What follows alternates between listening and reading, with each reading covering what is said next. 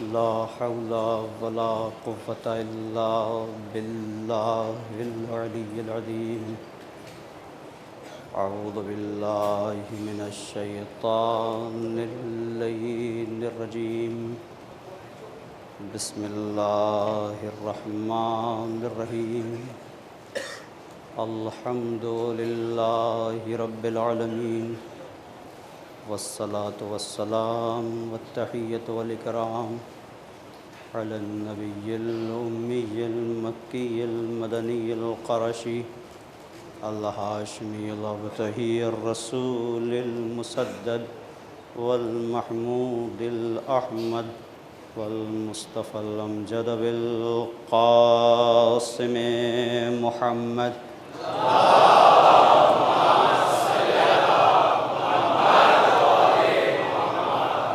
وعلى آله الطيبين الطاهرين المعصومين المظلومين، لا سيما بقية الله الأعظم في الأرضين، ولعنة الله على أعدائهم أجمعين من ليلنا هذا إلى قيام يوم الدين. أما بعد، فقد قال الله الحكيم في كتابه الكريم. بسم الله الرحمن الرحيم. يا أيها الذين آمنوا استجيبوا لله وللرسول إذا دعاكم لما يحييكم واعلموا أن الله يحول بين المرء وقلبه وأنه إليه تحشرون.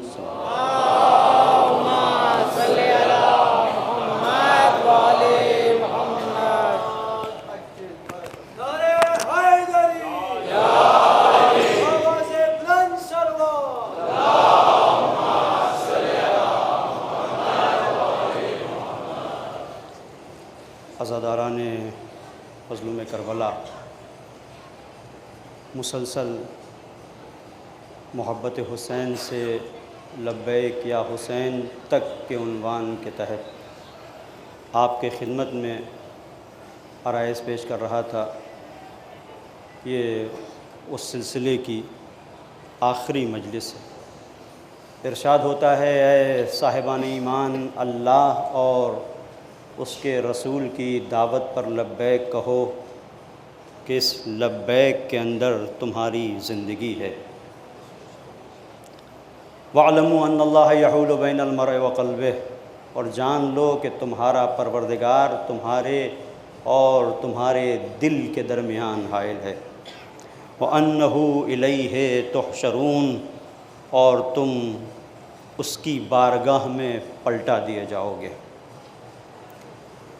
میں نے عرض کیا کہ سید الشہداء کا یہ قیام، یہ درسگاہ کربلا، یہ حقیقت میں اللہ اور رسول کی دعوت پر لبیک ہے.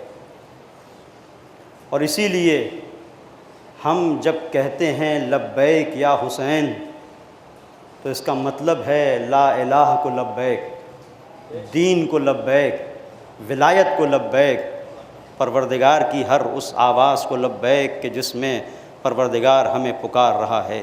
اس لیے کہ یوں تو دین کو اگر پھیلایا جائے تو اس کے مناسک اور ارکان بہت ہیں، لیکن دین کو اگر مجسم کر دیا جائے تو حسین بنتا ہے.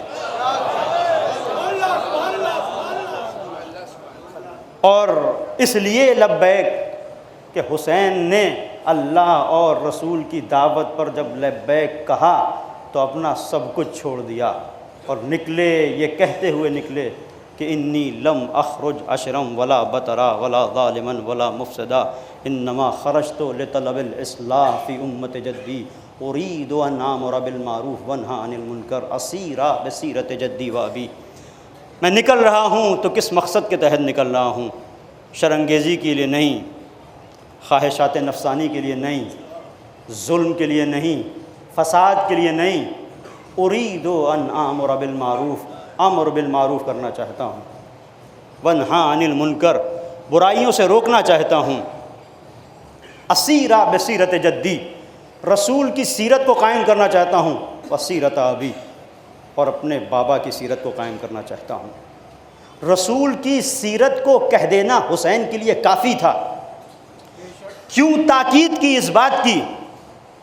کربلا کے قیام کے لیے جب نکلے کہ رسول کی سیرت کے ساتھ اپنے بابا کی سیرت کو بیان کیا۔ بچا تو دین کو رہے ہیں، دین تو محمد ہی کا ہے نا، تو محمد مصطفیٰ کے دین کو بچانے کے لیے نکلے تھے، کہہ دیتے کہ مصطفیٰ کا دین بچانا چاہتا ہوں۔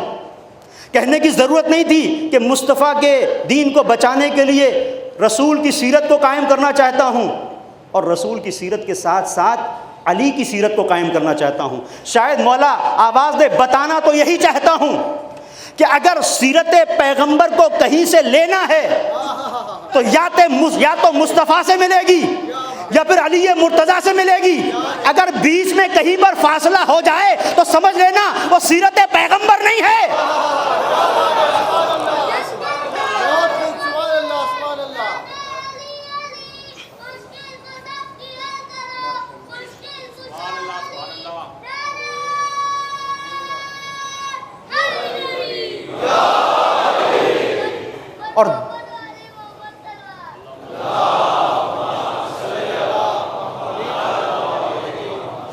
اور دوسرا مسئلہ بتانا یہ چاہتا ہوں کہ ہو سکتا ہے بہت سے بکاؤ مورخ ہوں جن کے قلم درہم و دینار کی جھنک میں بک جائیں، ضمیر فروش لوگ ہوں، وہ ایک زمانے میں ہو سکتا ہے لکھیں کہ ایک موقع ایسا آیا کہ ایک مدت تک تو علی نے کسی خلیفہ وقت کی بیعت نہ کی، لیکن بعد میں مجبور ہو کے بیعت کر لی۔ تو میں ایک فیصلہ کر رہا ہوں کہ سیرت قائم کرنے جا رہا ہوں علی ابن ابی طالب کی، تو دیکھنا کہ علی کی سیرت کس طرح سے قائم ہوتی ہے۔ جس طرح سے میرا انکار ہے ویسے ہی سمجھنا میرے بابا کا بھی انکار تھا، میرے بابا کا بھی انکار تھا، اور اس کو کوئی سمجھے نہ سمجھے لیکن دشمن سمجھ رہا تھا۔ لہٰذا پسر سعد کے لبوں سے نکلے ہوئے یہ جملے تاریخ میں محفوظ ہیں کہ جب معرکہ کربلا سج گیا اور اس منزل پر وہ پہنچا کہ شاید کچھ لوگ اس کے سامنے جب آئے کہ شاید ہو سکتا ہے کہ حسین پیچھے ہٹ جائیں، وہ مرحلہ جہاں پر حسین کے گود کے پالے شہید ہو چکے ہیں، تو اس مرحلے پر پسر سعد نے ان لوگوں کو جواب دیا کہ جو سوچ رہے تھے کہ ہو سکتا ہے اب تھک ہار کے حسین بیعت کر لیں، تو ایک مرتبہ جواب دیا کہ اِنَّا نَفْسَ ابی فی جنبے، تم کیا سمجھتے ہو اس کے پہلو میں اس کے باپ کا دل دھڑک رہا ہے۔ یعنی مطلب کیا ہے؟ مورخین بک جانے کے بعد کچھ بھی لکھیں لیکن فیصلہ پسر سعد نے کر دیا، نہ کل کے علی نے بیعت کی تھی نہ آج کا علی بیعت کرنے کے لیے تیار ہے۔ صلوات پڑھ دے محمد اور آل محمد پر۔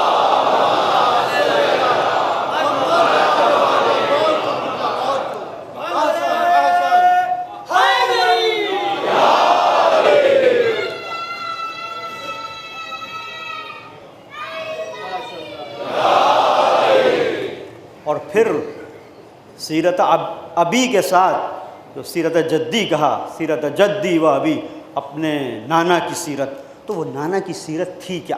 پوری توجہ کیجیے گا۔ یہ کربلا جو لبیک حسین ہم کہتے ہیں، در حقیقت یہ سیرت پیغمبر کو لبیک ہے۔ محبت حسین سے لبیک یا حسین تک کا جو سفر ہے یہ شریعت کا سفر ہے، یہ دین کا سفر ہے جس کے لیے حسین نے جان دی ہے۔ تو وہ سیرت پیغمبر کیا تھی؟ بہت مختصر سے الفاظ میں پوری توجہ کیجیے گا کہ جب پیغمبر نے اپنی رسالت کا اعلان کیا ہے تو کیا ہو رہا تھا؟ لوگ اپنی بیٹیوں کو زندہ درگور کر رہے تھے۔ پھر پیغمبر نے 23 سال کی اپنی تبلیغی کوشش میں اتنا بڑا انقلاب پیدا کیا کہ اس دور میں جب لوگ اپنی بیٹیوں کو زندہ درگور کر رہے تھے، ایک بیٹی پیغمبر کے سامنے آتی ہے، پیغمبر اس کے احترام میں سراپا کھڑے ہو جاتے ہیں۔ کہا پہچانو بیٹیوں کا مرتبہ کیا ہے، اور اس انداز سے تبلیغ کی کہ وہ لوگ جو زندہ غور کر رہے تھے اپنی بیٹیوں کو، جب ان کے وجود کے اندر یہ بات پیدا ہوئی کہ یہ بیٹیاں باپ کے لیے باعث عزت ہیں، باعث افتخار ہیں، اور انہوں نے بیٹیوں کے مرتبے کو سمجھا، تو وہ لوگ جو اپنی بیٹیوں کو زندہ درگور کر رہے تھے پیغمبر کی تعلیمات کے بعد تاریخ نے لکھا جب جنگیں ہوئیں اور ان جنگوں میں کچھ بہادر سورما شہید ہوئے اور کچھ بچیاں یتیم ہو گئیں، تو یہ تعلیمات پیغمبر کا اثر تھا کہ وہ لوگ جو اپنی بیٹیوں کو دفن کر رہے تھے وہی لوگ اب اس بات پر ایک دوسرے سے جھگڑا کر رہے تھے کہ یہ بچی یتیم ہو گئی ہے، اس کی کفالت میں کروں گا، دوسرا کہہ رہا تھا میں کروں گا۔ محسوس کیجئے گا کتنا تبدیل کیا پیغمبر نے، اور صرف اتنا ہی نہیں، پوری توجہ کیجئے گا، اتنا ہی نہیں بلکہ اس مرحلے پر پیغمبر نے تبدیل کیا کہ جب مہاجرین ہجرت کرنے کے بعد آئے تو انصار کے گھر تھے، ان کے پاس ساز و سامان تھا، یہ مہاجرین اپنے گھر بار کو چھوڑ کے آئے تھے، تو وہ عرب کا مزاج کہ جو چھوٹی چھوٹی باتوں پہ لڑتا تھا، کبھی اونٹ کو کھلانے کے لیے جو چارہ اونٹ کے لیے رکھا جاتا ہے اس کے لیے جو برتن ہوتا ہے اس پر لڑ رہے تھے، کبھی اونٹ کی مہار پر لڑ رہے تھے، کبھی خیمے کی تناب پر لڑ رہے تھے، کبھی رسیوں پہ لڑائی ہو رہی تھی۔ ان لوگوں کے مزاج کو پیغمبر نے اتنا بدلا کہ جہاں ہر ایک کے وجود کے اندر لینے کا جذبہ پایا جاتا تھا، پیغمبر نے اسے دے دینے سے تبدیل کر دیا، اور ایسے تبدیل کیا کہ جب یہ مہاجرین انصار کے پاس آئے مدینے میں ہجرت کر کے، تو اب گھر انہوں نے بنایا تھا، ساز و سامان ان کا تھا، کھیتی باڑی ان کی تھی، لیکن انہوں نے اپنے کھیتوں کو چھوڑ دیا۔ یہ کھیت ہمارا ہے، زمین ہمارا ہے، زمین ہماری ہے، لیکن اب یہ تمہاری ہے۔ یہ گھر ہم نے بڑی محنت سے بنایا تھا لیکن اب تم رہو۔ یہ گھوڑا ہمارا تھا لیکن اب تمہارا ہے۔ کیوں؟ اس لیے کہ پیغمبر نے وعدہ کیا ہے اگر تم اس دنیا میں ایثار کرو گے، کسی ضرورت مند کو کچھ دو گے، تمہیں اس سے بہتر ملے گا۔ یہ ایثار کا جذبہ پیغمبر کا دیکھیں، حسین وارث پیغمبر ہے، ایک مرحلہ ہے، اور اس منزل پر اتنی خوبصورتی کے ساتھ یہ سیرت آپ دیکھیں، یہ سیرت پیغمبر آج مسلمان دیکھیں کہ سیرت پیغمبر کو کس طریقے سے سید الشہداء نے دنیا کے سامنے پیش کیا ہے، اور کتنی خوبصورت ہے یہ سیرت پیغمبر، جس پر اگر آج لوگ اکٹھا ہو جائیں تو عزیزوں دین اسلام دنیا میں ہر انسان کے دل میں ہو، کوئی اپنے وجود کے اندر اتنی جرأت پیدا نہ کرے کہ کہیں قرآن کی توہین ہو، کہیں رسول کی توہین ہو، لیکن یہ پیغام پہنچا نہیں۔ کتنا خوبصورت کہ وہ لوگ جو اگر ایک کوزہ آب ہے، پانی کا کوزہ، وہ کسی نے لے لیا، اس پر جنگ کر رہے تھے، پیغمبر نے اتنا تبدیل کیا، اتنا تبدیل کیا کہ تاریخ کہتی ہے ایک جنگ میں تین زخمی پورے بدن پر زخم، کہیں نیزہ، کہیں شمشیر، کہیں تیر، اس کے زخموں سے خون ابل رہا ہے اور پیاس کی شدت ہے، تین بہادر جالے پیغمبر کی راہ میں اپنے وجود کو قربان کر دینے والے زخمی پڑے ہوئے ہیں، اور سکا آتا ہے پانی پلانے کے لیے، کہا پانی پلاؤ ان کو۔ اب یہ دیکھیں پہلے کیا تھا، جو چیز ہو ہمیں مل جائے، لیکن اب آخری منزل ہے کہ جہاں پر سانس نکلنا چاہتی ہے اور پورا وجود آواز دے رہا ہے مجھے پانی چاہیے، پانی چاہیے۔ یہ انسان کا جسم ہے جو پانی کے لیے پکار رہا ہے، لیکن رسول نے اپنی محنت کے ذریعے سے روح کو اتنا طاقتور بنا دیا کہ جب یہ لے کے گیا ہے پانی پلانے والا، تو دوسرا کہتا ہے ضرورت مجھے ضرور ہے، میرے جسم کا رواں پکار رہا ہے پانی، لیکن میں نہیں پیوں گا جب تک کہ یہ میرا بھائی سیراب نہ ہو جائے۔ اور اس نے کہا کہ نہیں، جب تک وہ نہ سیراب ہو جائے۔ وہ جو پانی پلانے والا سقا تھا، مشک کو لے کے جب ادھر گیا تو یہ اس دنیا سے جا چکا تھا، واپس دوسرے کے پاس آیا، یہ بھی اس دنیا سے جا چکا تھا، تیسرے کے پاس آیا، یہ بھی اس دنیا سے جا چکا تھا۔ یہ کون لوگ ہیں؟ یہ وہ جاہل مزاج تھا جو دوسرے کے گلے سے پانی کی بوندوں کو کھینچ لیا کرتا تھا، دوسرے کے منہ سے نوالا چھین لینا یہ ان کی طاقت کی علامت تھا۔ تو پیغمبر نے بتایا کہ نہیں، اپنے وجود کو بلند کرو، ایثار کا جذبہ کوٹ کوٹ کے بھر دیا۔ تو یہ تھی پیغمبر کی تبلیغ اور یہ تھا تربیت پیغمبر کا انداز، اور اسی انداز کی بنیاد کے اوپر جب مہاجرین ہجرت کر کے آئے ہیں تو لوگ یہ نہیں دیکھ رہے تھے کہ کتنی محنت سے ہم نے کمایا ہے، نہیں، کمایا ہم نے ہے لیکن حق تمہارا ہے۔ یہ گھر ہم نے محنت سے بنوایا تھا لیکن اب تمہارا ہے، چونکہ ضرورت تمہیں زیادہ ہے۔ یہ اونٹ ہمارا ضرور تھا لیکن اب تمہارا ہے چونکہ ضرورت تمہیں زیادہ ہے۔ یہ کنواں ہم نے اپنے لیے رکھا تھا، یہ قناعت ہم نے اپنے لیے رکھی تھی لیکن اب تمہارے لیے ہے۔ پوری توجہ کیجیے گا۔ تو یہ جو مرحلہ تھا یہ پیغمبر کی تربیت کا تھا۔ تو یہ مرحلہ پیغمبر کی تربیت کا صرف مدینے میں دکھا۔ اس کے بعد بہت سے ایسے لوگ آئے جو پیغمبر کی جگہ پر بیٹھے، لیکن کہیں یہ انداز نظر نہ آیا سوائے ایک 4 سال اور کچھ مہینے کی حکومت میں۔ کہیں یہ انداز نظر نہ آیا۔ ہاں، اس کے بعد ہم نے اسے حسینیت کے سائے میں اسی سماج کو پروان چڑھتے دیکھا۔ کیسے دیکھا؟ یہ کیسا دعویٰ کر رہے ہیں؟ اب دعویٰ نہیں ہے۔ اگر یہ مزاج مصطفی دیکھنا ہے تو 40 کے موقع پر آؤ کربلا، آؤ کربلا، جہاں پر ہر ایک اپنی اپنی محنتوں کے بعد اپنی محنتوں کے نچوڑ کو پیش کر رہا ہے۔ یہ گھر ہمارا ہے لیکن تم ظاہر حسین ہو، ہم نہیں رہیں گے تم رہو گے۔ یہ کھانا ہم نے بنایا لیکن تم کھاؤ گے۔ پانی کی سبیل ہماری ہے لیکن تم پیو گے۔ اس کا مطلب یہ ہے کہ اگر سیرت پیغمبر تک پہنچنا ہے تو کربلا ضروری ہے۔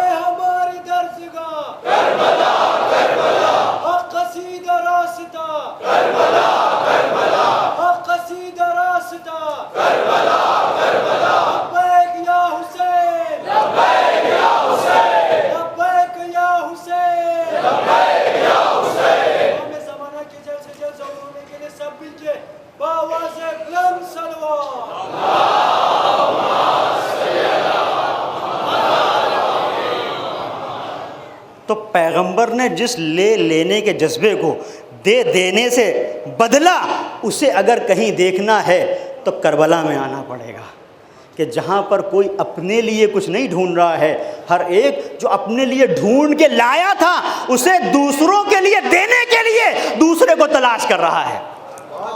یہ کربلا ہے۔ اور اسی لیے محبت حسین سے لبیک یا حسین تک کا سفر بہت ضروری ہے، کہ یہاں پر انسان اپنے وجود کے اندر یہ بات پاتا ہے کہ سیرت پیغمبر کیوں ضروری ہے۔ کیوں نکل رہے تھے اور یہ کہہ رہے تھے کہ سیرت پیغمبر کو قائم کرنا چاہتا ہوں؟ اس لیے کہ ایک روحانی انقلاب تھا جو پیغمبر لے کے آئے تھے، اور حسین اس روحانی انقلاب کے وارث کا نام ہے۔ اور حقیقت میں خود اخلاق پیغمبر کو سید الشہداء نے پیش کیا ہے۔ آپ نے ابھی تک جنگیں سنی ہیں مولا کائنات کی، کربلا میں عموماً سید الشہداء کی مظلومیت کا تذکرہ ہوتا ہے، شجاعت کا پہلو رہ جاتا ہے۔ آپ دیکھیں شجاعت کے ساتھ آپ نے پیغمبر کے اخلاق کو پیش کیا ہے۔ اخلاق پیغمبر یہ سید الشہداء نے پیش کیا ہے۔ میں آپ کی خدمت میں عرض کر رہا ہوں، تاریخ کہتی ہے کہ جب حسین تنہا رہ گئے، اس مرحلے پر ایک لعین حسین کو خطاب کر کے کہتا ہے، حسین اب تو کوئی تمہارے پیچھے نہیں ہے، اب بھی تمہاری تلوار کے اندر کوئی کاٹ ہے؟ اگر کاٹ ہے تو آؤ میرا مقابلہ کرو۔ یہ تاریخ لکھ رہی ہے، پوری ذمہ داری کے ساتھ پڑھ رہا ہوں۔ سید الشہداء نے کہا ہاں آ مقابلے کے لیے نکلا۔ حسین کی تلوار چلی اور ویسے ہی چلی جیسے بجلی کی طرح علی کی تلوار چلتی تھی۔ اب اس کے بعد تاریخ نے کہا اتنا تیز حسین کا وار تھا کہ سر کوسوں دور جا کے گرا، اور جو دور جا کے گرا تو سب نے دیکھا کہ کیا ہوا، کہ کاٹا یہاں گیا وہاں۔ تو حسین نے بتایا یہ مت سمجھنا کہ حسین مظلوم ہے، مظلوم ضرور کہ اس کے اوپر ظلم ہوا، لیکن شجاع ویسے ہی ہے کہ جیسے علی تھے۔ اب اس کے بعد اخلاق کے پیغمبر کا مظاہرہ، بہت اہم مرحلہ ہے اپنے جوانوں سے خاص طور پر میں کہوں گا، یہ جوانوں بہت بڑی منزل ہے کہ تمہیں پروردگار نے توفیق دی کہ اس فرش عزا کا تم حصہ ہو، اس فرش عزا کا تم حصہ ہو۔ پیغمبر کا جو اخلاق ہے اسے آپ دیکھیں اور سید الشہداء کو دیکھیں۔ پیغمبر کا اخلاق، یہ سارے پیغمبر یہ ہے کہ جب تمہارے ہاتھوں میں اقتدار ہو، جب پاور ہو، جب طاقت ہو، تو طاقت کا غلط استعمال مت کرو۔ اگر کوئی ناتواں ہے تو طاقت کے مل جانے کے بعد اس پر حملہ مت کرو، اس لیے کہ یہ مزاج جانوروں کا ہوتا ہے۔ آپ دیکھیں، انسان کا مزاج کمزور پہ حملہ کرنا نہیں ہے، انسان کا مزاج کمزور کو ہاتھ پکڑ کے اٹھانا ہے۔ یہ جانور ہوتے ہیں کہ جو سب سے زیادہ کمزور ہوتا ہے اس کے اوپر حملہ کرتے ہیں، یہ جانوروں کا مزاج ہے۔ تو ایک تاریخ ہے جو ہمارے سامنے ہے، تاریخ فتح مکہ۔ جب مکہ کو فتح کیا تو پیغمبر اقتدار میں تھے، اور جب کہنے والے نے کہا الیوم یوم الملحمہ، آج تو انتقام کا دن ہے، تو پیغمبر نے کہا نہیں، الیوم یوم المرحمہ، آج بخش دینے کا دن ہے، بخش دینے کا دن ہے۔ اور کس کو بخشا؟ پیغمبر نے ابو سفیان جیسے کو معاف کیا۔ یہ ہاتھ بندھے ہوئے تھے، یہ کانپ رہا تھا، اس کی ریشہ دوانیاں بدر و احد و اس کے بعد کے مارکوں میں پیغمبر دیکھ چکے تھے، چاہتے تو کام تمام کر دیتے، اور جہاں اس کا کام تمام ہوتا وہیں پر یزیدیت کا کام بھی تمام ہو گیا ہوتا۔ اب سمجھ میں آیا کہ یہ زینب نے یزید کے دربار میں پہنچ کے یہ کیوں کہا تھا یبن الطلقاء۔ یہ جو رسن بستہ زینب یزید کے سامنے کھڑی تھی اور آواز دے رہی تھی، یزید کد کیدک وسعسایک وکد کیدک وسعسایک مناسب جہدک واللہ لا تمحو ذکرنا ولا تمیت وحینا۔ یہ جو کہا جناب زینب نے کہ یزید جو چاہے کر لے، جتنے فریب، جتنے تیرے پاس نئے رنگ ہیں سب کو استعمال کر لے، لیکن یاد رکھ نہ تو ہمارے ذکر کو مٹا سکتا ہے نہ ہماری وحی کو ختم کر سکتا ہے۔ یہ جو زینب نے کہا تھا، اس سے پہلے خطاب کس طرح سے کیا تھا؟ یبن الطلقاء، یعنی کیا مطلب؟ اے وہ کہ جس کے باپ کو میرے نانا نے آزاد کیا تھا، کل اگر میرے نانا نے ان زنجیروں کو نہ کھولا ہوتا تو تیرے جد کے ہاتھوں میں پڑی تھی، تو آج تیری اوقات نہیں تھی کہ زینب سے اس طرح سے خطاب کرتا۔ پہچان کہ میرے نانا کا کردار کیا تھا، پہچان۔ یبن الطلقاء کہہ کے خطاب کیا۔ اور یہیں پر عزیزو ایک جملہ بھی کہتا چلوں، اس سے پہلے بھی گزارش کر چکا ہوں، آپ نے ابھی دیکھا نا، یہ خبر آپ کو ملی 2-3 دن پہلے بلکہ کل ہی، کہ زینبیہ میں دمشق میں دھماکہ ہوا اور کچھ عاشقان حسینی شہید ہو گئے۔ عزیزو یہ وہ مرحلہ ہے، ان کی سمجھ میں ابھی تک آیا نہیں ہے کہ زینب کیا فیصلہ سنا کے چلی گئی۔ زینب نے اس وقت جب اکیلی تھی، جب نہ عباس تھے، نہ اکبر تھے، نہ اون محمد تھے، نہ حسین جیسا بھائی تھا، تنہا زینب تھی، وہ بھی رسن بستہ، اس وقت یزید کو للکار کے کہا تھا کہ یزید جو چاہے کر لے، نہ ہمارے ذکر کو مٹا سکتا ہے نہ ہماری وحی کو ختم کر سکتا ہے۔ تو اے بدبختوں، جب تنہا اکیلی تھی زینب تو ذکر حسین کو مٹا نہ سکے، تو آج تو کروڑوں ہیں۔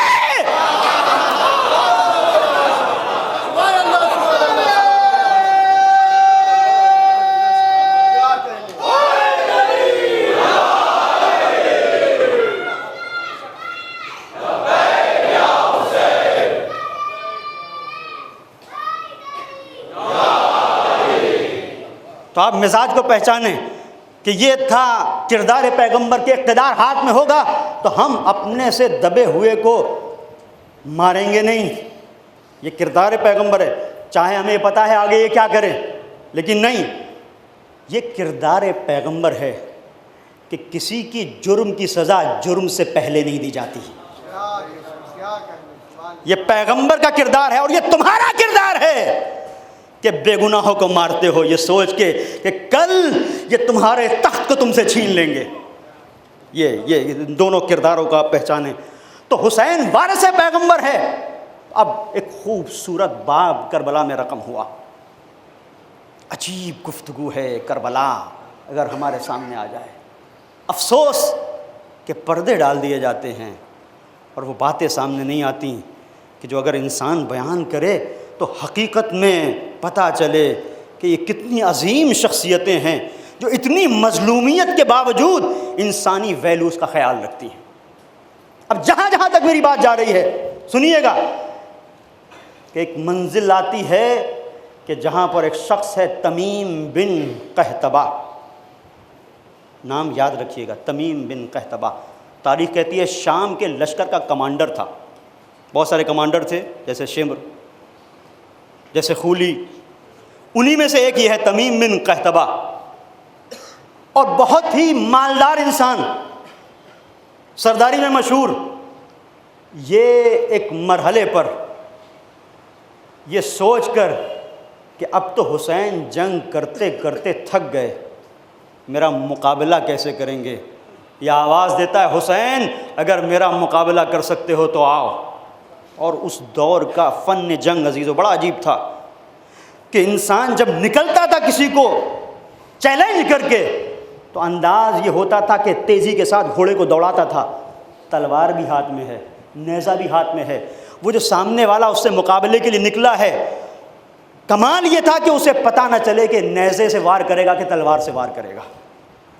اچانک بھاپ کے کہ کس طریقے سے حملہ ہوگا اسے نہیں پتہ ہے. جس پر حملہ ہو رہا ہے وہ کیسے, جب آپ کو پتہ ہے کہ حملہ کیسے ہوگا تبھی تو آپ اس کا ڈیفینس کریں گے, تبھی تو آپ دفاع کریں گے. لیکن جب پتہ نہیں, اب ڈھال کو اسی انداز میں لے کے آنا ہے. تلوار ہے تو اس کا انداز دوسرا ہوگا روکنے کا, نیزہ چل رہا ہے تو اس کو روکنے کا انداز دوسرا ہوگا. اتنی تیزی کے ساتھ چلا ہے کہ پتہ نہیں چلا. آیا سید الشہداء کے پاس اور ادھر جتنی تیزی سے اس نے سوچا تھا کہ حملہ کروں گا اس سے زیادہ تیزی سے ایک وار ہوا. اب جو اس نے دیکھا تو دیکھا پیر کٹ چکے تھے. اب کمال آپ یہ دیکھیں, ابھی تک تو آپ نے جنگیں سنی ہوں گی کہ پیر کٹ چکے تھے, کیسے گھوڑے پہ بیٹھا ہوا تھا. اب کیسی بجلی کی طرح حملہ کیا ہے سید الشہداء نے کہ گھوڑے کی گردن نہیں کٹی, تلوار کو جہاں پہنچنا تھا وہاں پہنچا دیا. پیر کٹے نیچے گرا, سید الشہداء آگے بڑھے. اب دیکھیں یہاں پر حیات اور موت کی کیفیت اس کے سامنے ہے, موت سامنے ہے. ایک مرتبہ دیکھا کہ سید الشہداء نے وہ تلوار جو آپ کے ہاتھوں میں تھی نیام میں رکھ لی, اور نیام میں رکھنے کے بعد قتل کر سکتے تھے لیکن بتانا یہ چاہتے تھے کہ حقیقی وارث پیغمبر کون ہے, حقیقی وارث پیغمبر کون ہے. چھوڑ دیا, اور چھوڑنے کے بعد اس سے پوچھا یہ بتا کہ تجھے کوئی مدد کی ضرورت ہے. یہ کردار حسینی ہے, یہ کردار حسینی ہے. سوچے انسان, لائے جواب. میں نہیں کہتا, ایک جرمنی کے اسکالر ہیں فلیشلر, انہوں نے اس منزل پر سلام کیا ہے سید الشہداء کی بارگاہ میں کہ سورما تو ہم نے بہت دیکھے. وہ جنگجو, وہ مجاہد جو 3 دن کا بھوکا اور پیاسا ہے, جس کے عزیز ترین, قریبی ترین, دل سے عزیز جگر کے ٹکڑوں کو اس کے سامنے قتل کر دیا گیا ہو, تو اسے انتقام کی آگ میں کس منزل پر ہونا چاہیے تھا کہ اب موقع ملا ہے تو اس کے ہاتھوں کو بھی کاٹوں, اس کے پیروں کو بھی کاٹوں, اور اگر پیر کٹ ہی گئے تو کتنا آسان ہے, جو چاہوں کروں. کہا نہیں, وہ اور ہوں گے, میرا تعلق غدیر سے ہے. بس 2 مرحلے سید الشہداء نے رکھ دیے نا, کہ ایک غدیر ہے اور ایک سقیفہ ہے. اگر کہیں دیکھنا کہ کچھ لوگوں کو مار دینے کے باوجود بھی ان کی بھڑاس نہیں نکلی, انتقام کی آگ نہیں بجھ رہی ہے, اور مار دینے کے بعد بھی اس کو دوبارہ مار رہے ہیں اور مار رہے ہیں, تو سمجھ لینا ان کا تعلق غدیر سے نہیں ہے, غدیر سے نہیں ہے. اس لیے کہ غدیر کی منزل یہ ہے کہ جہاں علی جیسے انسان کو مولا بنایا گیا, اور علی وہ ہے جو وارث ہے پیغمبر کے علم کا، اور علم میں پیغمبر یہ کہتا ہے کہ علی عدالت کو قائم کرو، ظلم نہ ہونے پائے۔ اس منزل کو سید الشہداء نے یہاں پر واضح کیا۔ اب محسوس کیجئے گا، بڑی عجیب منزل ہے۔ ستم کوئی بھی کرے، ستم کوئی بھی کرے، وہ عدو غدیر کا ہے، کسی کے زخم سے ٹپکے لہو غدیر کا ہے۔ کسی کے زخم سے ٹپکے، تب نہیں، کسی کے زخم سے ٹپکے کا مطلب کیا ہے؟ کوئی مظلوم اگر کوئی ہے، نہیں۔ تو اس وقت سید الشہداء نے کہا کہ نہیں، اسے ماروں گا نہیں۔ کہا مولا میرے لشکر والوں سے کہہ دیجئے مجھے آ کے اٹھا کے لے جائیں۔ مولا نے اشارہ کیا، لے جاؤ۔ اب ایک اور حسین باب رقم ہوا۔ اسی کا ایک بھائی ہے رشتے کا، تاریخ نے نام لکھا عمر بن فتح۔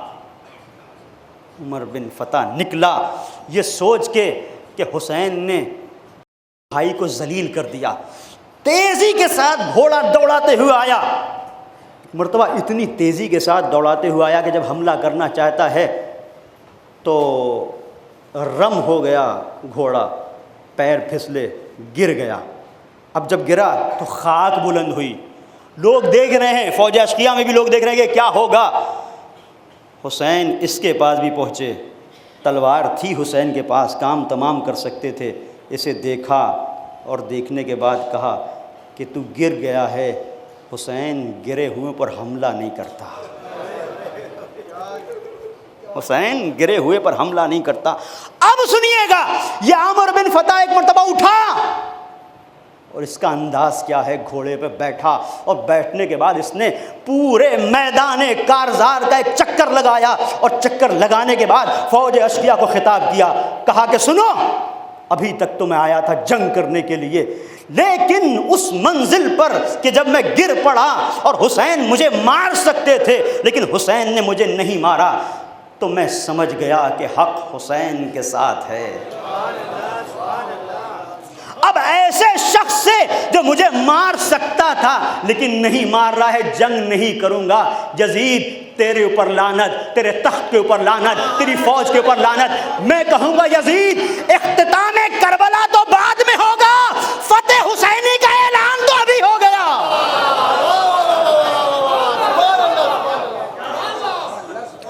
صلوات پڑھ دے محمد اور آل محمد۔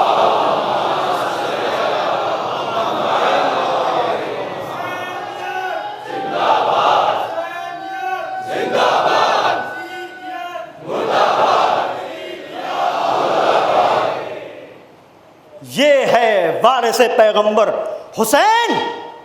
اور اب کوئی یہ نہ کہے جب وارث پیغمبر ہے تو واضح کر دیا نا میں وارث پیغمبر ہوں، اب وراثت کی بات کوئی نہ چھیڑے کہ یہ حسین کیوں نکلے اور وہ فلاں صحابی نہیں نکلا، فلاں مفسر نہیں نکلا، فلاں مورخ نہیں نکلا۔ معمولی سی بات ہے، بہت سادی سی مثال دے رہا ہوں عزیزوں۔ یہاں پر میں مجلس پڑھ رہا ہوں، اچانک مائک خراب ہو جائے، کون اٹھے گا؟ جو اس مائک کا ذمہ دار ہو۔ کسی کی طبیعت کہیں خراب ہو جائے، کون آئے گا؟ جو ڈاکٹر ہے۔ تو اس سے پتہ یہ چلتا ہے جو جس چیز کا ذمہ دار ہے وہ باہر نکلتا ہے۔ تو دین کے ذمہ دار کا نام ہے حسین۔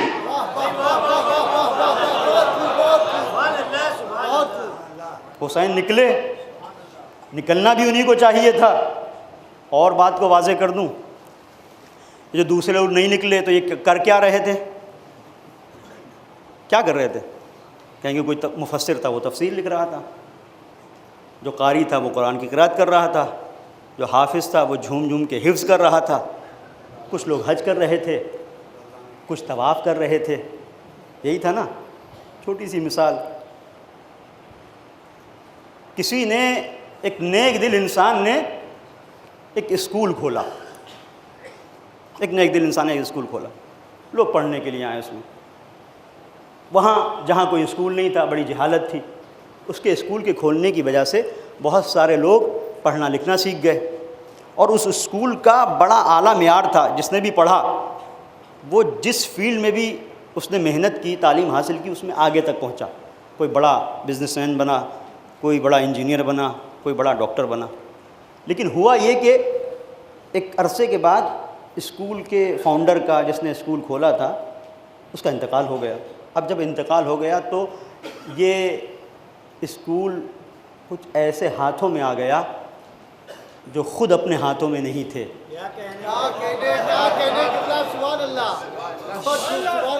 شیطان کے ہاتھوں میں اسیر تھے، خود اپنے ہاتھوں میں نہیں تھے۔ اب جب ان کے ہاتھوں میں آ گیا تو انہوں نے کیا کیا؟ جو پہلے کے اچھے اچھے ٹیچرز تھے ان کی چھٹی کر دی، پیسہ لے لے کر بغیر کسی تعلیمی معیار کے آشنائی، جان پہچان، دوستی کی بنیاد کے اوپر دوسرے لوگوں کو رکھنا شروع کر دیا۔ اسکول کی تعلیم کا معیار گرنے لگا، اور اس کے ساتھ ساتھ ایک بڑی مشکل یہ ہوئی کہ دو طبقے ہو گئے۔ ایک یہ کہنے لگا کہ اسکول کی بنیاد ہمارے وارث نے رکھی تھی، دوسرا یہ کہنے لگا کہ ٹھیک ہے رکھی تمہارے وارث نے تھی، لیکن یہ وراثت لوگوں نے ہم تک پہنچائی، تو اب ہم چلائیں گے اسکول۔ پوری توجہ کیجیے گا، ہم چلائیں گے اسکول۔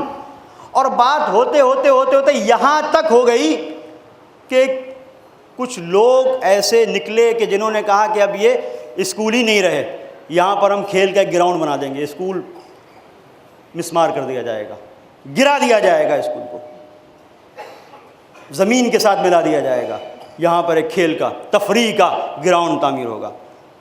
اب یہ جواب ہے ان لوگوں کے لیے، خاص طور پہ اپنے جوانوں کی خدمت میں عرض کر رہا ہوں، جو اگر یہ سوال کریں کہ کیوں حسین نکلے، کیوں یہ دوسرے نہیں نکلے، ان کا جواب یہاں سے دیجیے گا۔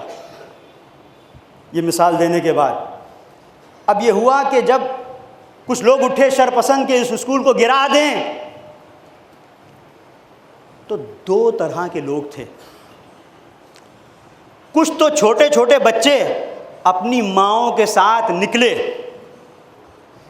اسکول کی باؤنڈری کے باہر کھڑے ہو گئے ہاتھ میں ہاتھ دے کے کہ تم گرا نہیں سکتے، اس لیے کہ ہم گرنے نہیں دیں گے، ہم گرنے نہیں دیں گے۔ ٹھیک ہے کہ ابھی اس کی تعلیم کا معیار گر گیا ہے، لیکن آگے چل کر ہم اسے بہتر بنائیں گے۔ مستقبل کو دیکھ رہے تھے، یہ اسکول ضروری ہے، اسے ہم گرنے نہیں دیں گے۔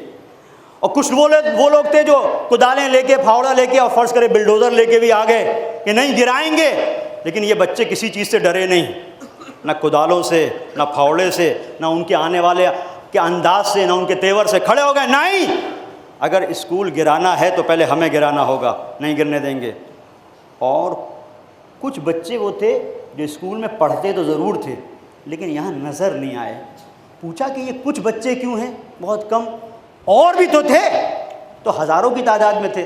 کہا نہیں، وہ سب کے سب ہوم ورک کر رہے ہیں، وہ سب کے سب ہوم ورک کر رہے ہیں۔ اب عزیزو پہچانیے گا مزاج کو، تو آپ کیا کہیں گے؟ آپ ساتھ ان لوگوں کا دیں گے جو ہوم ورک کر رہے ہیں، یا ان کا جو یہاں پہ کھڑے ہوئے ہیں؟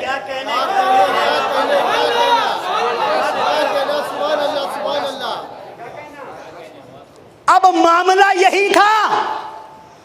سید الشہداء جب 61 ہجری میں نکلے تو سید الشہداء نے دیکھا کہ وہ اسکول جو رسول نے قائم کیا تھا یزید ڈھا دینا چاہتا ہے۔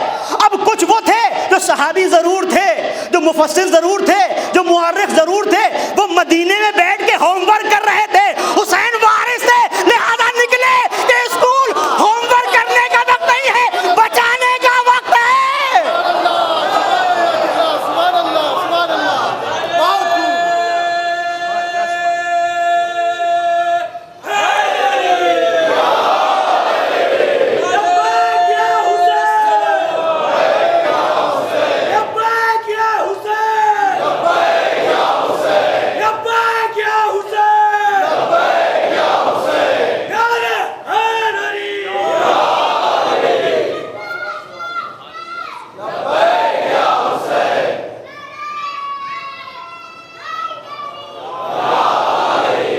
یہیں سے جملہ کہہ رہا ہوں عزیزوں، توجہ کیجئے گا۔ یہ لبیک یا حسین کیا ہے؟ یہ ہمیں بتاتا ہے کہ کرنا کیا ہے۔ اس لیے عزیزوں وہ لوگ جو حسین کو چھوڑ کر مکے میں تلبیہ پڑھ رہے تھے، لبیک اللہم لک لبیک، حسین کا قیام یہ بتا رہا تھا یہ لبیک اللہم لبیک تمہیں نہیں بچائے گا، اگر کوئی بچائے گا تو لبیک یا حسین بچائے گا۔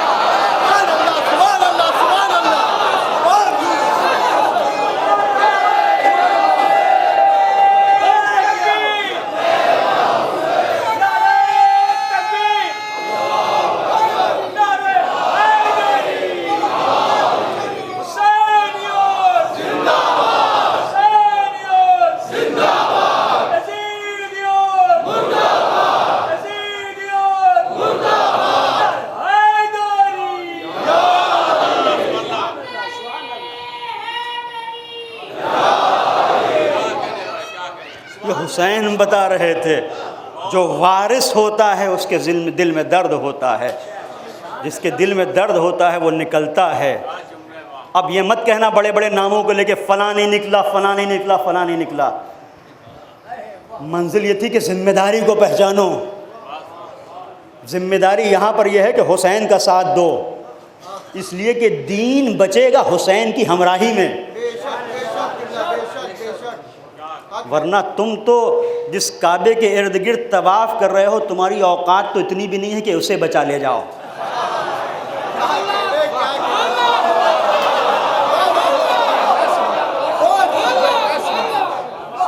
اور دیکھو جب تک حسین تھا کسی کی ہمت نہیں تھی کعبے پہ حملہ کرتا۔ یہ جو ہوا سب جو ماجرا ہے، یہ چاہے واقع ہررا ہو کہ مدینہ مصطفیٰ میں مسجد نبوی میں گھوڑے باندھنا ہو یا کعبے کے اوپر منجنیق سے حملہ کرنا ہو، یہ بتا رہے تھے حسین پہچانو کردار پیغمبر کیا ہے، کہ میں نے اگر دیکھا کہ کعبے میں لوگ آ گئے ہیں اسلحہ لیے ہوئے تو میں کعبے کو چھوڑ دیا میں نے، اور اسے چھوڑ کے میں نے کعبہ بچایا۔ جو حج کو چھوڑ کے حج بچائے اسے حسین کہتے ہیں، جو کعبے کو چھوڑ کے کعبہ بچائے اسے حسین کہتے ہیں۔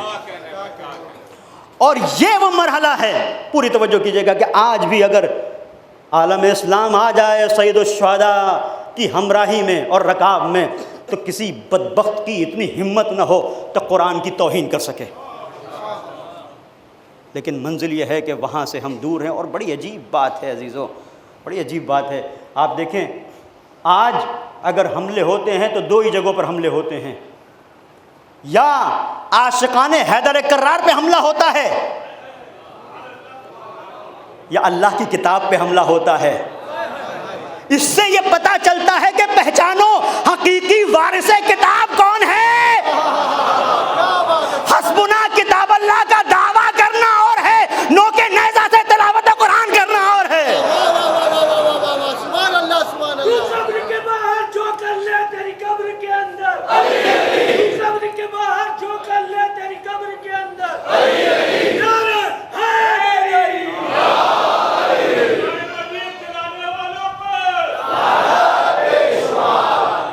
اور یہیں سے کربلا آواز دے رہی ہے، اے قوم وہی پھر ہے تباہی کا زمانہ، اے قوم وہی پھر ہے تباہی کا زمانہ، اسلام ہے پھر تیرے حوادث کا نشانہ، کیوں چپ ہے اسی شان سے پھر چھیڑ ترانہ، تاریخ میں رہ جائے گا مردوں کا فسانہ، مٹتے ہوئے اسلام کا پھر نام جلی ہو، لازم ہے کہ ہر فرد حسین ابن علی ہو۔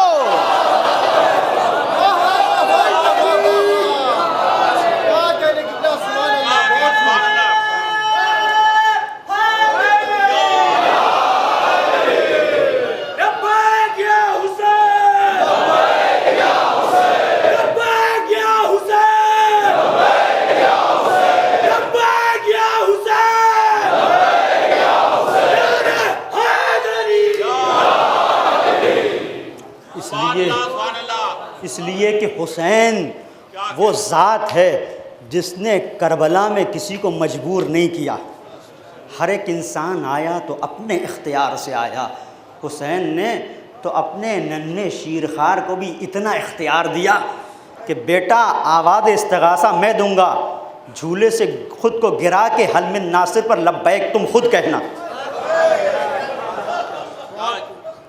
اب دنیا جو ہم سے کہتی اور بھی تو ہیں بہت سارے شجاع تاریخ اسلام میں، ان کا تذکرہ کیوں نہیں کرتے؟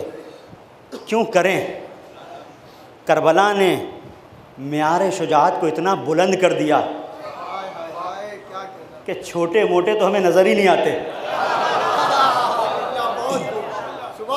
اور میں تاریخ سے آپ کے سامنے رکھ رہا ہوں، آپ نے جہاں بڑی بہادری کی داستانیں سنی ہیں، وہاں پر ایک بڑی داستان ہے طارق بن زیاد کی، کشتیاں جلانے والے عظیم سورما کی۔ پوری توجہ کیجیے گا، شب عاشور ہے عزیزو، اور سوچئے گا کہ آپ کے مولا نے معیار شہادت کو کہاں رکھا، دنیا سوچ بھی نہیں سکتی۔ یہ جو ہم مثال دیتے ہیں کہ اب کشتیاں جلا دیں، کہیں سے کوئی کسی شہر سے آیا کشتیاں جلا کے آئے ہیں، یعنی اب واپس نہیں پلٹیں گے، یہ کہاں سے آئی؟ یہ پورا ماجرا ہے اسپین کی فتح کا۔ اسپین وہ ملک ہے کہ جس پر 700 سے 800 سال تک مسلمانوں کی حکومت رہی۔ فتح کیسے ہوا؟ فتح کیسے ہوا اسپین؟ ایسے فتح ہوا کہ شمال افریقہ سے طارق بن زیاد ایک 12,000 کا لشکر لے کے آیا۔ اسپین ہے یورپ میں، مسلمانوں کی حکومت کہاں؟ شام میں۔ تو آپ دیکھیں کتنا بڑا سفر اس نے طے کیا۔ 12,000 کا لشکر لے کے آیا اور اتر گیا سمندری راستے سے پہاڑیوں کے پیچھے۔ اور اسپین کے بارے میں اگر آپ تھوڑا سا مطالعہ کریں گے تو ملے گا جنگلوں کی وجہ سے، پہاڑی علاقے کی وجہ سے ایسا تھا کہ ناقابل تسخیر، کوئی اس پہ قبضہ کرنے کی سوچ بھی نہیں سکتا۔ اسی لیے اس پہاڑ کو جبل الطارق کہا جاتا ہے آج بھی، کہ جس سے طارق بن زیاد داخل ہوا۔ کیا کیا؟ جوانوں سے پوری گزارش ہے کہ پوری توجہ کیجیے گا، یہ بڑا عجیب فضیلت کا گوشہ ہے سید الشہداء کا۔ محسوس کیجیے گا کتنا بڑا جری تھا طارق بن زیاد۔ 12,000 کا لشکر لے کے داخل ہوا اسپین کی سرحدوں میں، اور داخل ہونے کے بعد کیا کیا اس نے؟ یہ 12,000 کا لشکر پورے اسپین کو فتح کرنے میں کامیاب کیسے ہو گیا؟ یہ جو مثال دی جاتی کشتیاں جلا دیں گے، یہ کیا ہے؟ جب اترا تو اس نے اتنا کھانے پینے کا سامان اناج رکھا کہ جتنا چند دنوں کے لیے، 4-5 دنوں کے لیے، 1 ہفتے کے لیے کافی ہو۔ باقی کو کہا آگ لگا دو، آگ لگ گئی۔ جن کشتیوں سے پورا لشکر آیا تھا، جن کشتیوں سے پورا لشکر آیا تھا، ان کشتیوں کو بھی کہا نظر آتش کر دو، آگ لگا دو۔ اب یہ پورا مسلمانوں کا لشکر اسپین کی سرحدوں میں پہنچنے کے بعد اپنی آنکھوں سے دیکھ رہا ہے، جو کھانا لے کے آئے تھے وہ بھی جل رہا ہے، جو کشتیاں آئی تھیں وہ بھی جل رہی ہیں۔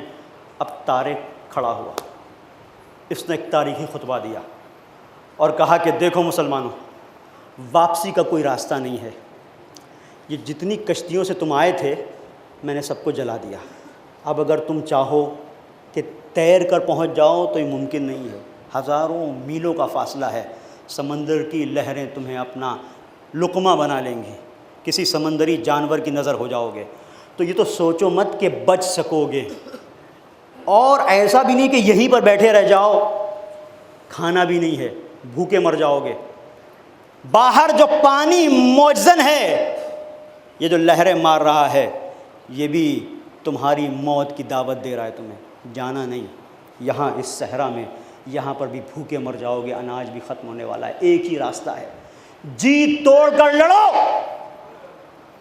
جی توڑ کر لڑو اور اپنے دشمن پر قبضہ کر لو، اس ملک کو اپنا بنا لو، بس یہی تمہاری نجات کا واحد راستہ ہے۔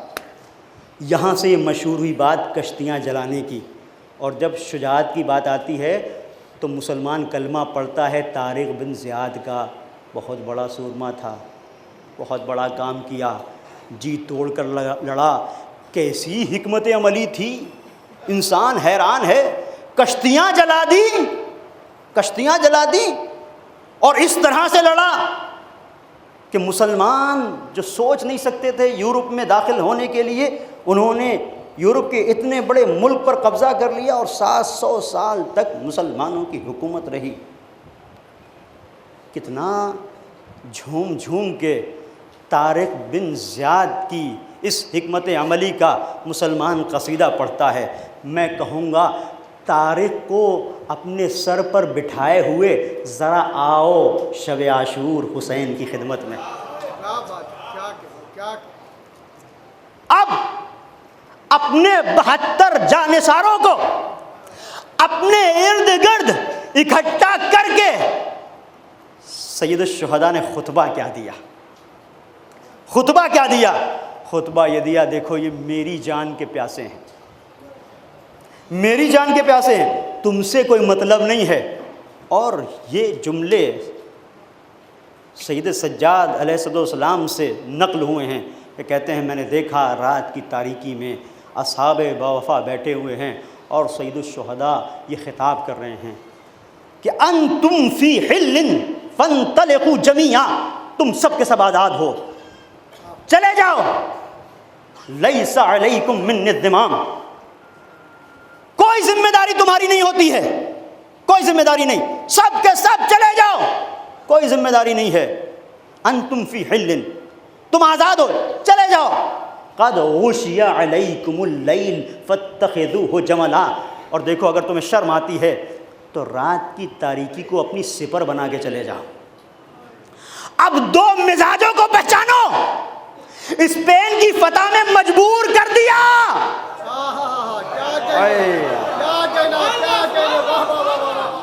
اسپین کی فتح میں کوئی چارہ نہیں تھا، اپنے آپ کو بچانے کے لیے لڑ رہے تھے۔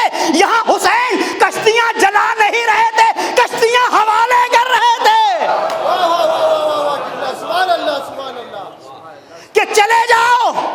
اب بس یہی فرق ہے حسین کی فتح میں اور طارق بن زیاد کی فتح میں۔ دیکھو طارق بن زیاد نے بھی اسپین کو فتح کیا، حسین نے بھی فتح کیا، لیکن حسین نے کسی ملک کو فتح نہیں کیا، حسین نے سلطنت دل کو فتح کیا۔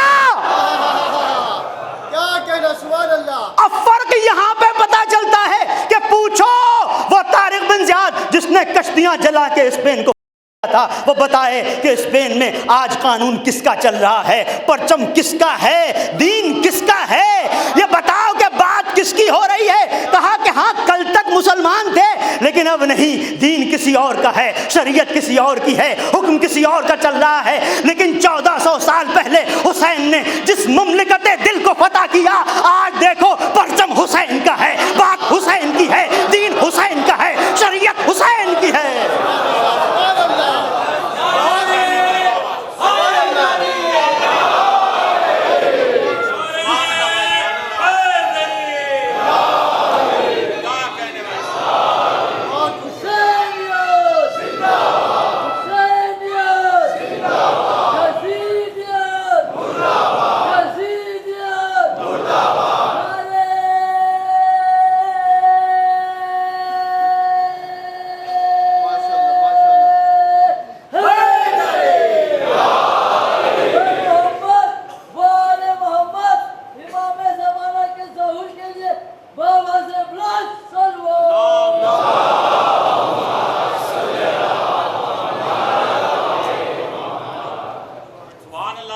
وہاں کشتیاں جلائی تھیں، یہاں حسین نے کشتیاں حوالے کی، جس کو جانا ہے چلا جائے۔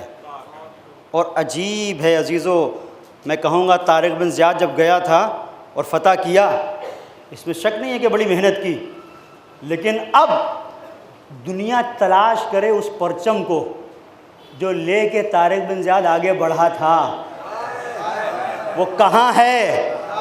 تو میوزیم کے علاوہ کہیں اور نظر نہیں آئے گا، لیکن وہ پرچم جو جری نے اٹھایا تھا، ہاتھ کٹ گئے، اب تلاش کرو، کروڑوں ہاتھ پرچم کو بلند کر کے آواز دیں گے کہ ہمارے سے پرچم ہے۔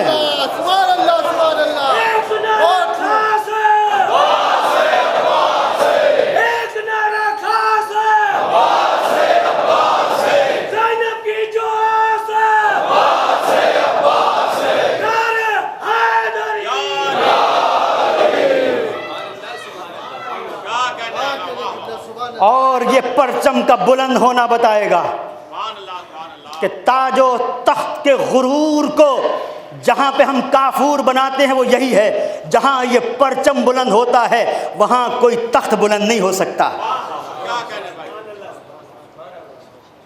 وہاں کوئی، اس لیے کہ کربلا کیا ہے؟ کربلا شعور ذات ہے، کربلا فکر کی طہارت کا وہ سمندر ہے کہ جہاں پر انسان اپنی روح کی پاکیزگی کی اس منزل پر پہنچتا ہے کہ جب حسین کی محبت انگڑائی لیتی ہے اور وہ لبیک یا حسین کا سفر کرتا ہے تو یہ نہیں دیکھتا وہ کس لشکر کا سردار ہے، کتنا بڑا لشکر ہے، کتنا ساز و سامان ہے، کتنی اس کے پاس دولت ہے، وہ حر بنتا ہے، لشکر کو ٹھوکر مارتا ہے، دولت کو ٹھوکر مارتا ہے اور کہتا ہے کہ وہ سلطنت جو حسین کی ہے وہ اس سے کہیں بڑی ہے کہ حر ایک معمولی سے 1000 کے رسالے پر راضی ہو جائے، سب کچھ چھوڑ کے بتاتا ہے۔ اور یہ بات واضح کرتی ہے کہ کربلا ایک تزلزل ہے محیط دوراں، کربلا خرمن سرمایہ پہ ہے برق تباں، کربلا طبل پہ ہے ضربت آواز اذاں، کربلا جرأت انکار ہے پیشے سلطان، فکر حق سوز یہاں کاشت نہیں کر سکتی، کربلا تاج کو برداشت نہیں کر سکتی۔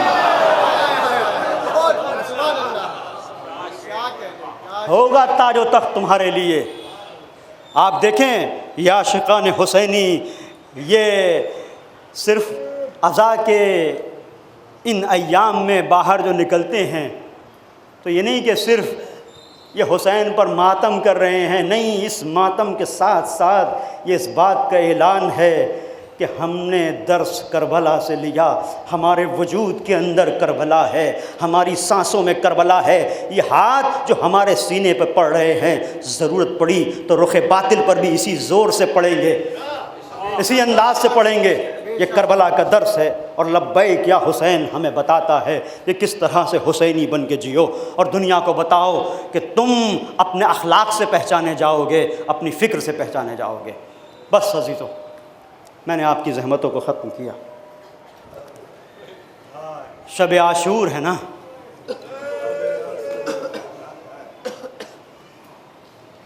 آپ صبح سے اب تک ماتم کرتے آئے، آپ نے گریہ کیا، تھک گئے نا عزیزو۔ صرف حسین پر ماتم کرتے کرتے، گریہ کرتے کرتے اگر کبھی تھکن کا احساس ہو تو سوچنا کہ صبح عاشور سے عصر عاشور تک حسین نے کتنے لاشیں اٹھائے ہیں، کتنے لاشیں اٹھائے ہیں حسین۔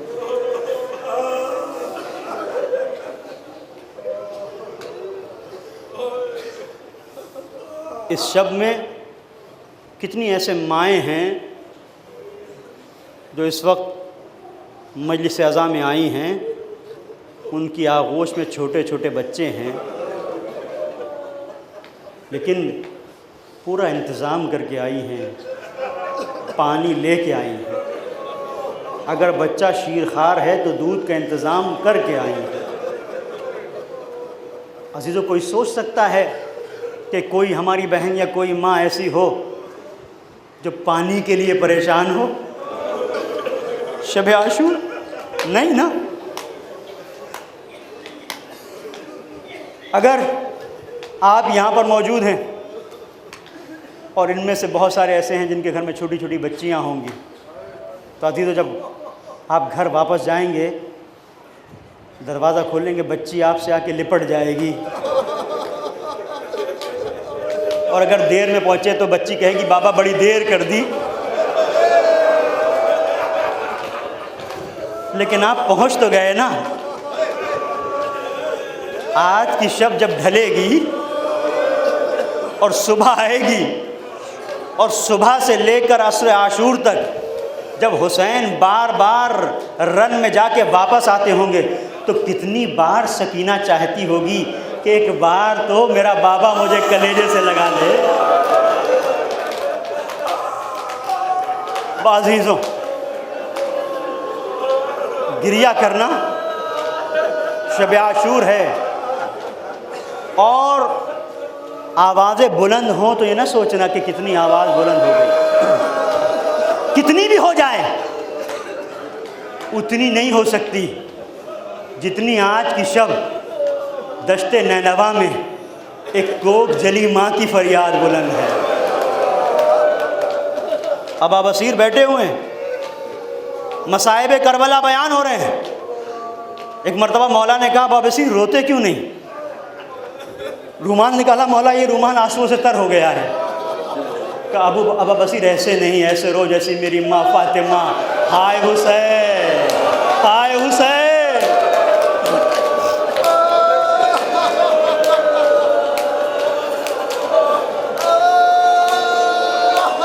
رہے جو اگلے برس ہم ہیں اور یہ غم پھر ہے، جو چل بسے تو یہ اپنا سلام آخر ہے۔ پتہ نہیں اگلے سال ہم میں سے کون رہے کون نہ رہے، مولا اگر حیات دی تو یہ غم پھر منائیں گے۔ مولا اس اعتراف کے ساتھ شب عاشور بیٹھے ہیں کہ حق کے گریہ ادا نہیں کر سکتے، اس کا اعتراف ہے، گناہوں میں یہ سارا وجود آلودہ ہے۔ مولا آپ تو ایک چشم زدن میں پلک جھپکتے حر کو حر بنا دیتے ہیں، ہمارا ہاتھ بھی پکڑ لو۔ آپ نے تو اسے معاف کر دیا جس نے لجام فرس پہ ہاتھ ڈالا۔ مولا ہم تو یا حسین کہہ کے جیتے ہیں، شب عاشور معاف کر دو مولا، آپ کے در پہ آئے ہیں، یہ دنیا گناہوں کی طرف کھینچ رہی ہے، مولا تم ہی بچا سکتے ہو، ویسے بچا لو جیسے حر کو بچایا۔ عزیزوں ایک منزل وہ آ گئی کہ صبح سے شام تک لاشوں پہ لاشا لے کے آنے والا حسین خیمے میں آئے، آواز دی یا زینب و یا ام کلثوم یا فضت و یا رقیہ علیکن من السلام، میرا سلام آخر قبول ہو۔ عزیزوں کس طرح سے حسین نکلے ہیں، سیدانیوں نے اپنے حلقے میں لیا، حسین حلقے سے نکلے، واہ حسینہ واہ غربتہ کی صدائیں تھیں، اور کس انداز سے نکلے۔ اب تک جب بھی حسین نکلتے تھے عباس، علی اکبر، قاسم، آن محمد، کوئی شانہ پکڑتا تھا، کوئی رکاب پکڑتا تھا، لیکن یہاں نکلے نظر یمینا و شمالا، اب نہ عباس نہ قاسم نہ آن محمد، بس ایک بہن تھی جس نے بھائی کو سوار کیا۔ حسین جب کے چلے بعد دوپہر رنگ کو، نہ تھا کوئی جو سنبھالے رکاب توسن کو، حسین چپ کے کھڑے تھے جھکائے گردن کو، سکینہ جھاڑ رہی تھی ابا کے دامن کو، نہ آسرا تھا کوئی شاہ کربلائی کو، فقط بہن نے کیا تھا سوار بھائی کو۔ عزیزوں جو حسین خیمے سے نکلے تو کیسے نکلے، پیشانی پر علی اصغر کا خون، رخسار پر علی اکبر کا خون، سینے پر آن محمد کا خون۔ اب جو حسین نکلے عزیزوں گھوڑے پہ بیٹھے آگے بڑھنا چاہتے ہیں، گھوڑا آگے نہیں بڑھتا۔ ایک مرتبہ تڑپ کے دیکھا تو کیا دیکھا، گھوڑے کے سموں سے لپٹی ہوئی ننھی سکینہ، اے میرے بابا کے گھوڑے میرے بابا کو مقتل میں نہ لے جا، اب تک جو بھی مقتل میں گیا ہے واپس نہیں آیا۔ ایک مرتبہ حسین نے دیکھا ننھی سکینہ،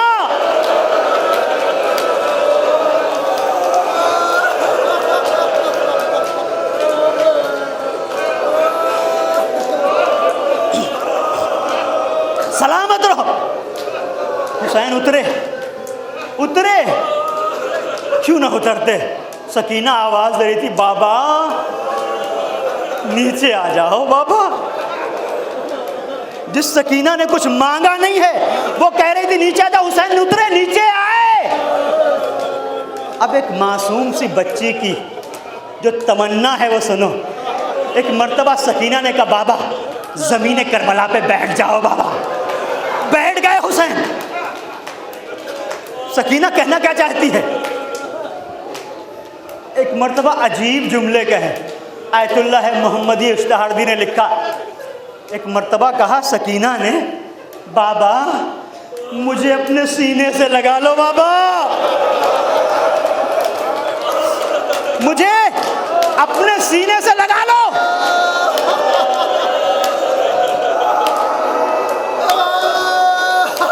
یہ سکینہ کرنا کیا چاہتی ہے؟ کرنا کیا چاہتی ہے؟ اگر اسے سمجھنا ہے تو آؤ۔ جب جناب مسلم کی شہادت کی خبر ملی ہے تو جناب مسلم کی بچی کو حسین نے بلایا ہے، اپنے زانوں پہ بٹھایا، سر پہ ہاتھ رکھا۔ اہل بیت کے گھرانے کی بچی تھی، تڑپ گئی۔ اے چچا ایسے ہاتھ رکھ رہے ہیں جیسے یتیموں کے سروں پہ رکھا جاتا ہے۔ بعزیزو وہاں پہ ننھی سکینہ تھی، دیکھ رہی تھی، بس سکینہ کے ذہن پہ نقش ہو گیا جب کوئی یتیم ہو جاتا ہے اسے دلاسا دیا جاتا ہے، زانوں پہ بٹھایا جاتا ہے۔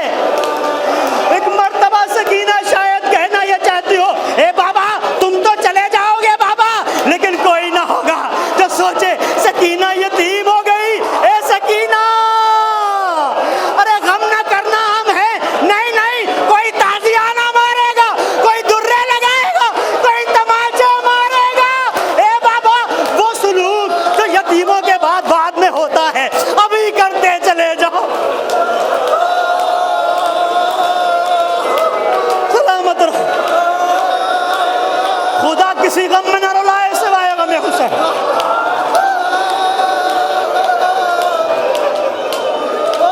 سلامت رہو۔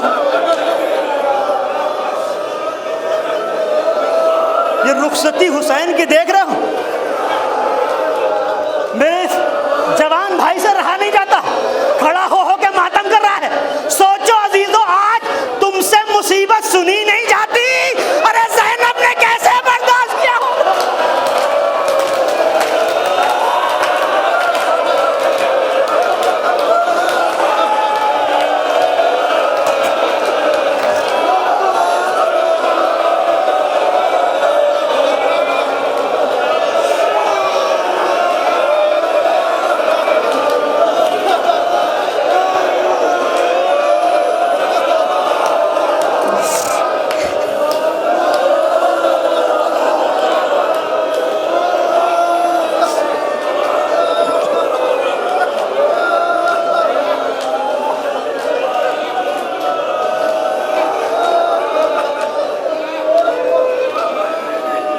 سنبھالنا میرے اس بھائی کو، پکڑنا۔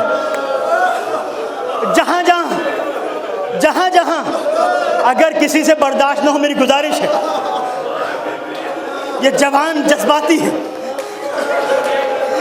ان کے وجود کے اندر کربلا ہے، بزرگوں سے گزارش ہے، یہ سرمایہ ہے فرش ادا کا، انہیں سنبھالنا، پانی پلا دینا۔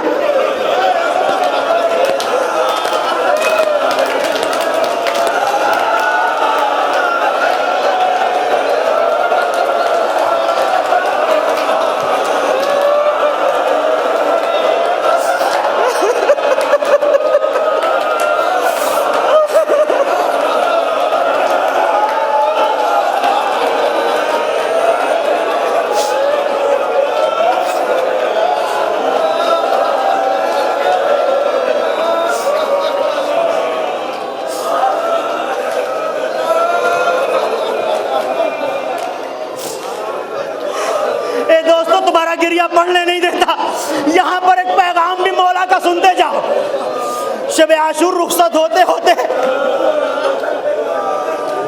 عصر عاشور جو پیغام مولا نے دیا تھا، شب عاشور تمہارے حوالے کر رہا ہوں، حسین نے رخصت ہوتے ہوتے آواز دی تھی، اے سید سجاد میرا یہ پیغام سنا دینا، شیعتی مہما شریف تم ماز بن فذکرونی، اے میرے شیعو جب کبھی ٹھنڈا پانی پینا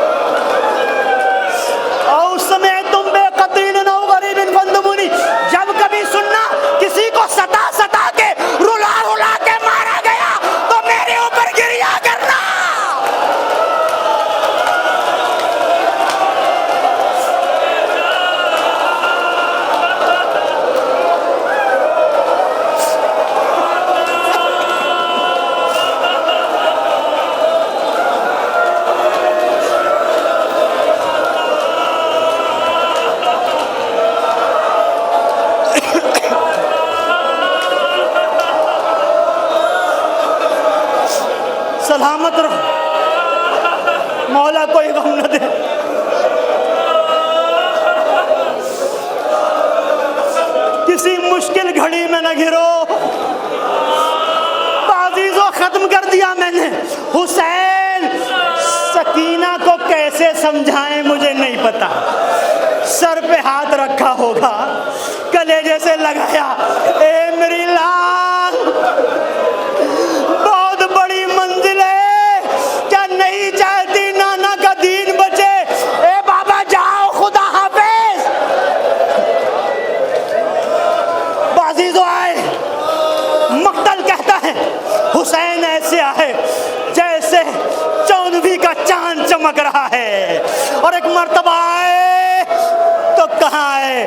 جہاں لاشیں شہداء بکھری پڑی ہے, اور حسین جنگ کرتے ہوئے جہاں آگے بڑھ رہے ہیں وہیں پر آواز دیتے ہیں, یا ابطال الصفا و یا فرسان الحجا مالی انادیکم فلا تجیبوا لی. اے میرے شیرو,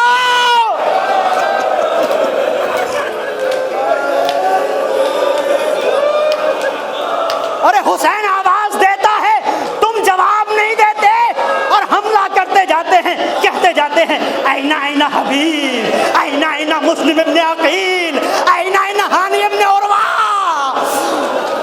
اور عزیزو عجیب منزل ہے,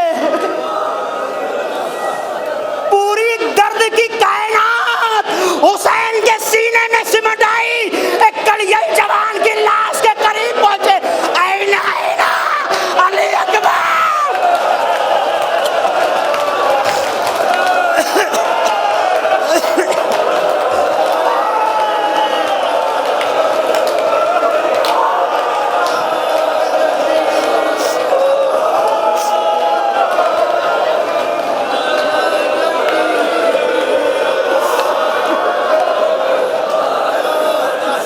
کوئی غم نہ دے سوائے اینا اینا علی اکبر. اور ایک مرتبہ حملہ کرتے ہوئے آگے بڑھے, ایک ترائی پہ پہنچے. یہاں تو کہہ رہے تھے علی اکبر سے, تم نے نہ دیکھی جنگ پدر, اے پدر کی جان, آؤ دیکھو حسین کیسے لڑ رہا ہے. ایک مرتبہ علمدار کربلا کے پاس, اب جو ترائی پہ پہنچے رکابوں پہ زور دیا, تھوڑا بلند ہوئے, اے عباس آؤ حسین کی جنگ. اب جو دشمنوں پہ حملہ کیا, تم نے مجھ سے اکبر کو چھین لیا, تم نے اولا محمد کو چھین لیا.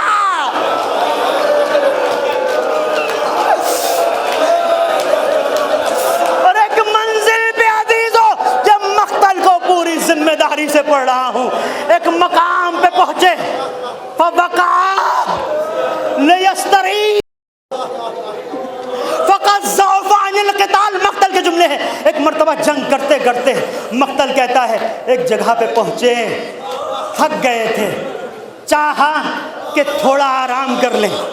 بس جیسے ہی چاہا کہ تھوڑا آرام کر لیں, فَأَتَاهُ حَجَرٌ, ایک پتھر آیا. سننا مقتل, پتھر آیا, فَوَقَعَ عَلَى جِبْهَتِهِ, حسین کی پیشانی پہ لگا.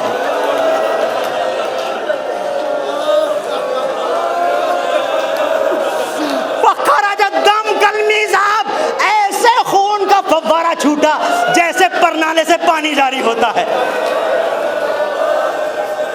فَأَخَذَ الثَّوْبَ, اس منزل پر حسین نے اپنے دامن کو, اپنے لباس کو اٹھایا. فَأَخَذَ الثَّوْبَ لِيَمْسَحَ الدَّمَ عَنْ جِبْهَتِهِ, کہ پیشانی سے اس پتھر کے لگ جانے کے بعد آنے والے خون کو صاف کرے. فَأَتَاهُ سَهْمٌ مَسْمُومٌ فَوَقَعَ عَلَى صَدْرِهِ فَلَهُ 3 شُعَبٌ. مقتل پوری ذمہ داری سے, جیسے ہی حسین نے اپنی ابا کا دامن اٹھایا کہ پیشانی کو صاف کریں, ایک سنسناتا ہوا تیر چلا, حسین کے قلب نازنی پہ لگا. تو حسین ڈگمگانے لگے.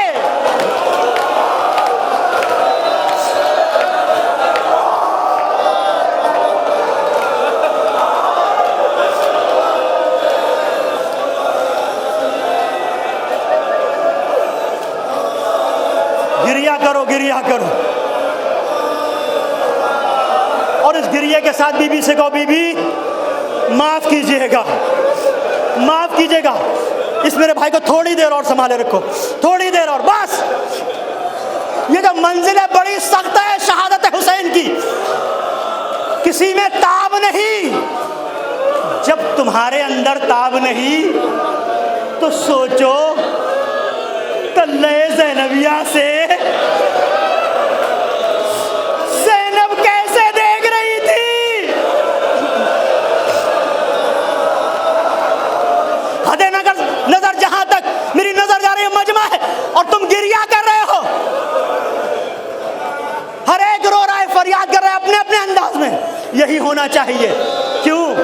اس لیے کہ حسین نے کہا انا قتیل الابرا، مجھے رلا رلا کے مارا گیا. جسے رلا رلا کے مارا گیا اس کا حق ہے، ایسے ہی گریا ہوتا ہے. اور حسین ادھر پشتے فرس پر ڈگمگا رہے تھے، ادھر جنگل سے آئی فاطمہ زہرا کی یہ صدا، امت نے مجھ کو لوٹ لیا، با مصیبتا ہے یہ زخم اور یہ دو عالم کا مقتدا ہے. کون آج حق حق رفاقت کرے ادا؟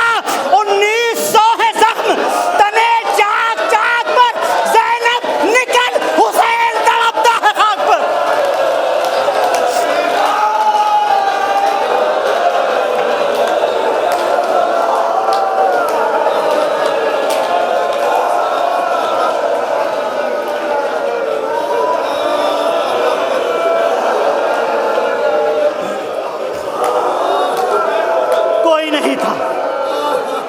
ایک ماں تھی جس کی فریاد آ رہی تھی، ایک علی کی بیٹی تھی.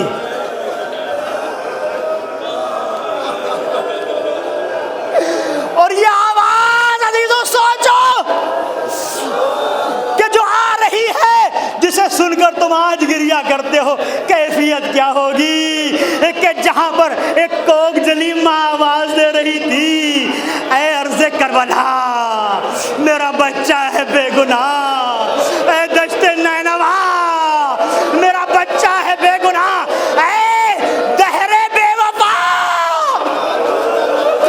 میرا بچہ ہے بے گناہ، اے تیر حرملا میرا بچہ ہے بے گناہ. گھیرا ہے ظالموں نے میرے نور عین کو، اے ذوالفقار تجھ سے میں لوں گی حسین کو.